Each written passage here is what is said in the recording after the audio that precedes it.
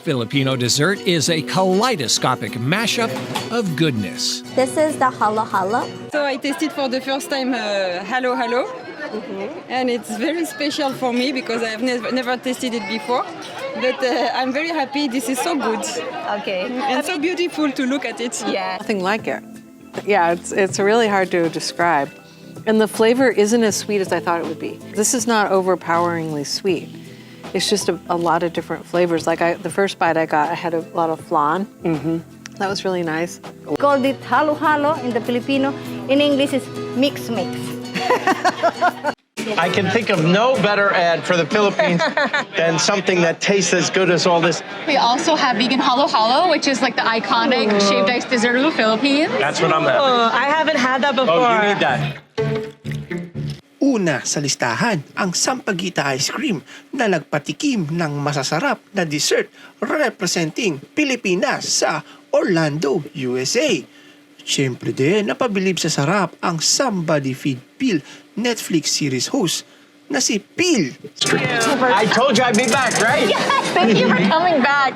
Sa Mekus Halo-Halo na kanya daw paborito mga ka-proud. Oh, Here it is, halo halo. Hello, yes. hello. It means mix mix. Mix. I remembered this, and I was like, we got to come here because this is one of the best Sundays in the world. It lives up to its name, which translates to mix mix. Napabilang sa world's best frozen dessert ang isa sa mga patok na pagkain tuwing tag-init dito sa Pilipinas.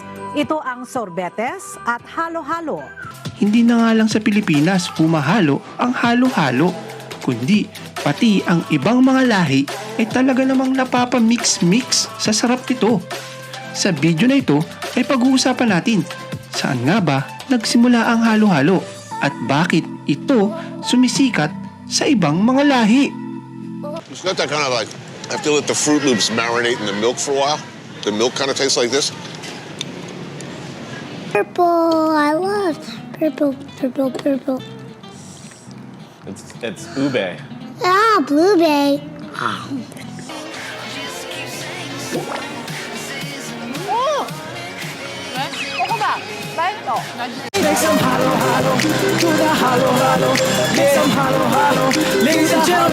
Kung napaindak ka sa halo-halo song ni Mikey Bustos, ang ilan sa mga paborito nating mga celebrity ay hindi naman napigilan ang mabigani sa sarap ng halo-halo. I'll give you the first bite first. That is, I believe, purple yam ice cream. Yeah, purple yam. Or ube in Filipino. You also have some jackfruit. You can finish it if you like. One more? This is amazing. This is really cold.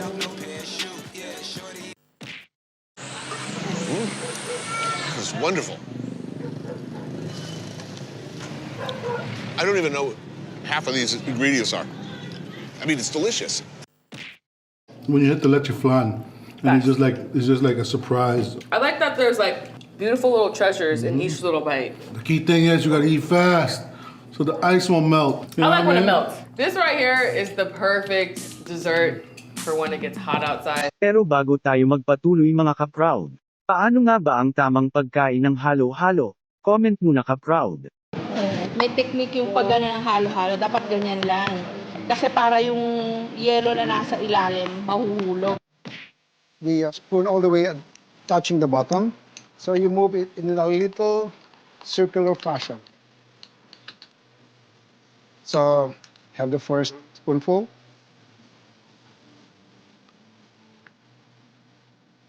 It's ice cold, it's sweet, and completely refreshing.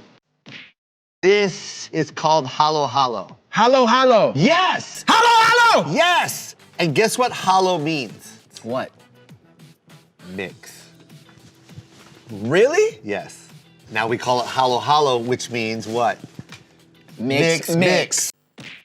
Pinakikita ng meryendang ito ang pagsasanib ng kanluranin at hilaga sa kalinangan ng mga Pilipino na ang mga ginagamit na sahog ay nagmula sa malawak na mga impluensya.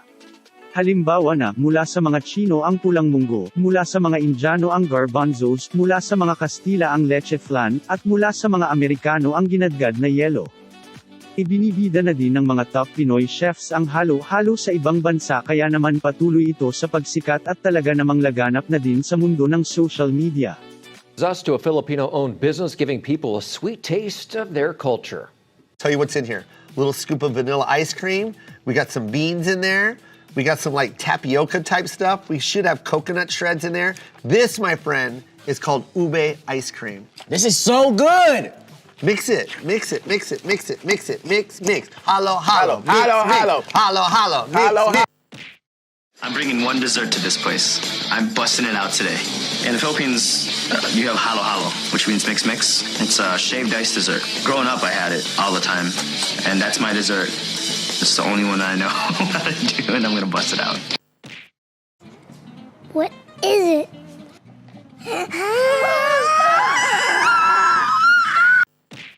All like at once. This is like one of those videos.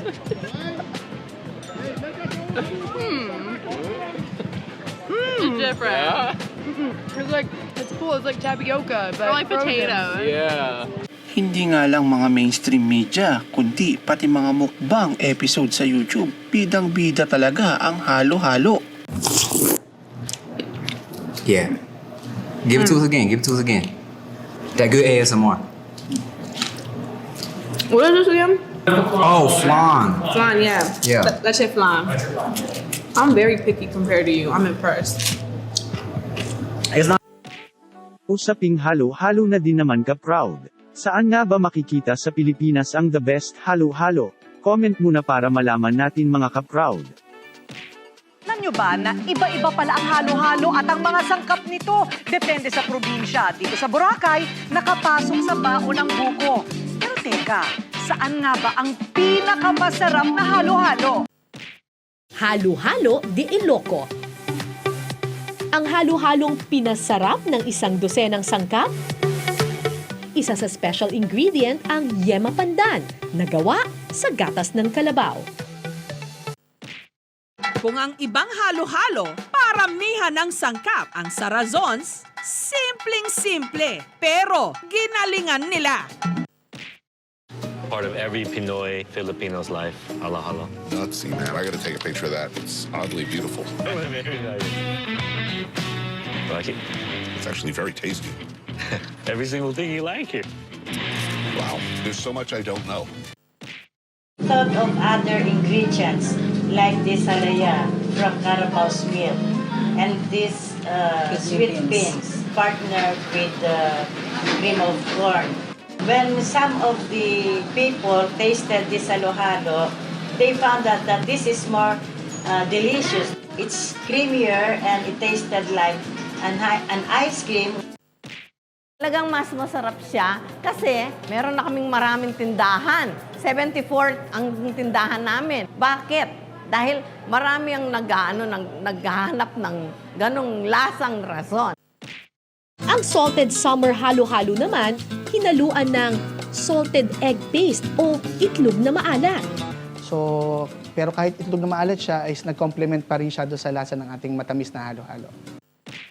Ang spicy winter halo-halo, binudburan ng chili powder at flakes.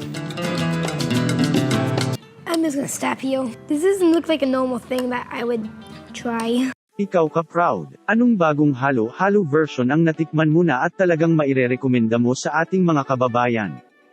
Comment muna para matikman din naming lahat. Maraming salamat sa panonood. At syempre, huwag mong kakalimutang mag-subscribe at notification on mo na rin yan para updated ka sa susunod pa nating mga proud Filipino Moments videos. Hanggang sa muli, paalam!